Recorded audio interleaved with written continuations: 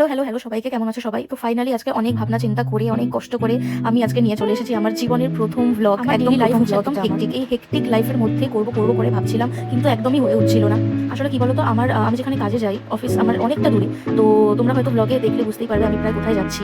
তো এতটাই দূরে আমার মানে ডেইলি জার্নি করতে হয় আমাকে। ডেইলি জার্নি করে ১২ থেকে ১৩ ঘন্টা বাড়ির বাইরে থেকে সারাদিন পর যখন বাড়িতে ফিরি না, তখন একদম ইচ্ছা করে না যে আমি কোনো কাজ করি। জাস্ট এসে আমি মানে আর কোনো কাজের দিকে আমার মনই থাকে না। সারাদিন পর বাড়িতে যখন আসি না, জাস্ট আমার নিজেকে রবীন্দ্রনাথ ঠাকুরের মতো মনে হয়। সেই রবীন্দ্রনাথ ঠাকুরের জীবন কাহিনীতে পড়েছিলাম না, যে ছোটবেলায় উনি সারাদিন ভোর ৪টের সময় উঠে সমস্ত কাজকর্ম, পড়াশোনা, ওনার যত কিছু ছিল সমস্ত কিছু করে সেই যে রাতটুকু উনি বিছানায় শুতেন, মানে এর থেকে বেশি শান্তি আর নেই। সত্যি নিজের বিছানায় শুয়ে যে আরাম, এটা মানে আমি এখন হাড়ে হাড়ে বুঝতে পারি। এই ১ মিনিটের ক্লিপে তো পুরোটা দেখানো সম্ভব নয়। প্রায় ২৪ ঘন্টা মানুষ কি করছে সেটা তো কখনোই এই ১ মিনিটের ক্লিপে দেখানো সম্ভব নয়। তো যেটুকু দেখলে সেটুকু জাস্ট আমি বলে দিই। আমার সকালবেলা উঠে একদম কাজ হচ্ছে রেডি হয়ে স্কুলে চলে যাওয়া।